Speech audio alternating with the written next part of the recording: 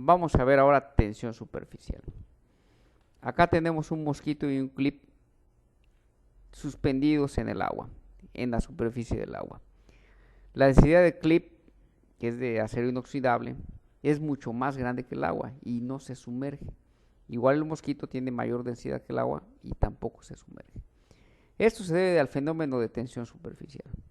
Vamos a caracterizar la tensión superficial. ¿De dónde sale la tensión superficial? Acá tenemos un fluido.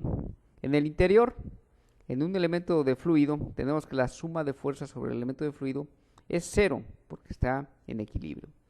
En la superficie sucede que las fuerzas ascendentes no van a estar porque el fluido no está ejerciendo presión sobre la superficie. Entonces, en principio, el fluido debería de descender. ¿Por qué no desciende? Resulta que hay fuerzas de cohesión en los fluidos. Estas fuerzas de cohesión, al pretender el fluido bajar, va a hacer que se tense horizontalmente el fluido, de tal manera que es como si fuera una cuerda que está unida.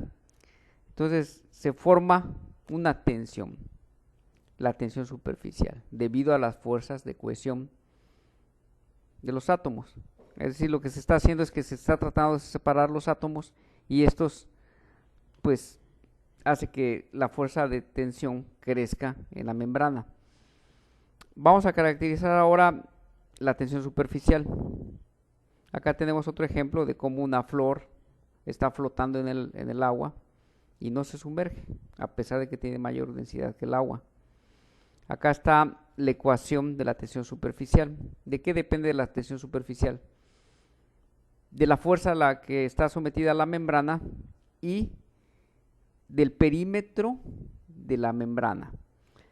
En el caso del vaso, esta membrana de agua va a ser el perímetro del vaso, que es 2πr.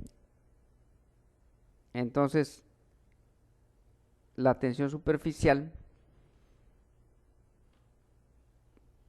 es F sobre 2 veces el perímetro. Acá tenemos algunos valores de la tensión superficial. Para el petróleo es de 0.289, es la tensión superficial del petróleo. El mercurio tiene una gran tensión superficial, 0.465. Es por eso que si ustedes derraman mercurio, se forman gotitas esféricas. Las gotitas esféricas se forman por la tensión superficial. Más adelante vamos a ver cómo es que se forman las esferas. En el caso del agua, dependiendo de la temperatura, la tensión superficial va cambiando grandemente. De 0 grados a 100 grados se reduce casi en un 25% la tensión superficial. Esto tiene aplicaciones en el lavado de ropa. Acá vamos a explicar por qué se forma una esfera de agua o una esfera de mercurio. Resulta que el área de la esfera sobre el volumen de la esfera, si hacemos este cociente, resulta que este cociente es 3 sobre R. Si tenemos una esfera muy grande, de radio grande, esta relación casi desaparece. Entonces sería que el área de la esfera es mucho más grande que el volumen. En ese caso tendríamos una tensión superficial grande comparativamente con el volumen que contiene.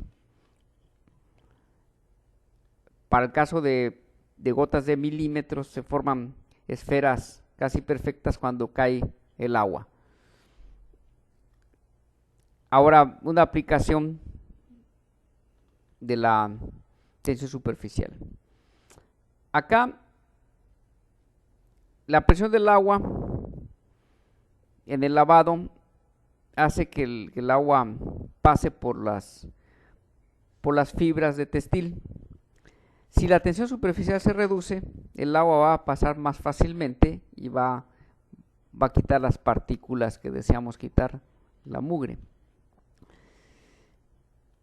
Si aumenta la temperatura del agua, se reduce la tensión superficial y entonces es más fácil que el agua pueda pasar por las fibras.